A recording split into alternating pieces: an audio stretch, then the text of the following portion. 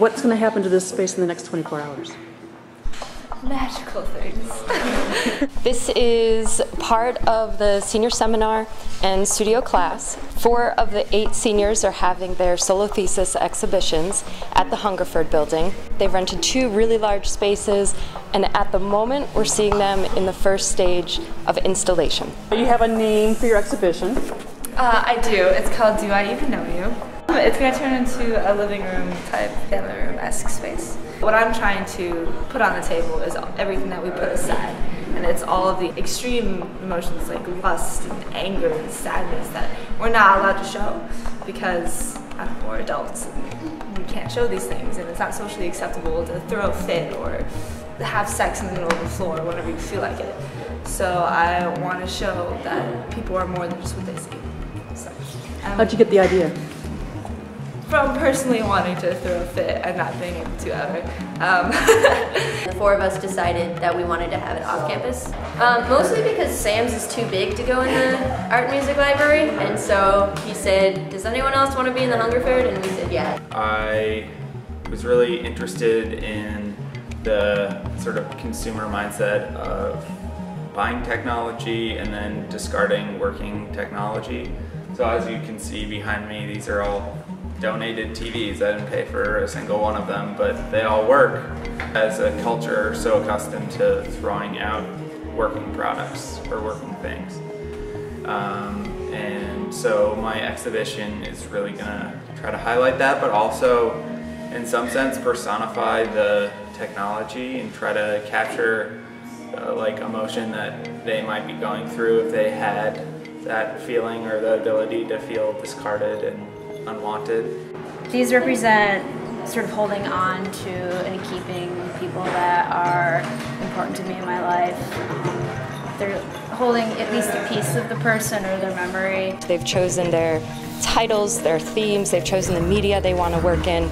They've also done all of their press, they've done their CVs, they've done everything literally from buying the nails to hang something on the wall to renting trucks to transport the materials here.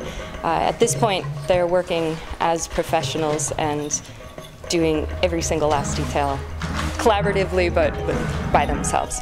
I don't know, it's funny how the 3 of us are in this one room together, and we were thinking, oh my gosh, how are we going to separate it? How are we going to make sure like these stay distinct from each other?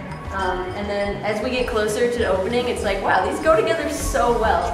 I hope I get more opportunities to install shows like this.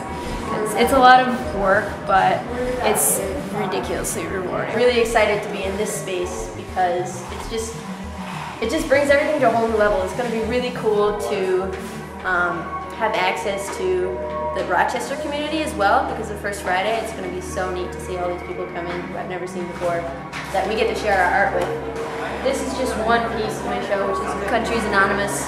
I think that it's not going to be possible for people to recognize what countries they are looking at. I hope that people will take away a sort of question about, you know, like what if countries were creatures? What if we treated countries like living things that have needs instead of these political kind of messes? A lot of it is pure, it's more representational. Videos moving across the displays, so these will all be hooked up to one video feed that will all be set to different channels. So the video will move across them in sort of a random fashion. Then in the rest of the space there will be photographs, and then in the back there will be more TV sculptures. So that space, it will sort of feel like 2 different spaces that is very much meant to feel dark and secluded and like almost post-apocalyptic or something like that. I drew these figures and things came out.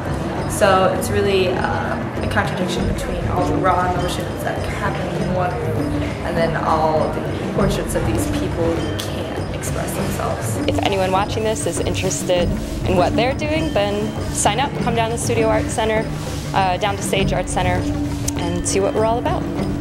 Bye.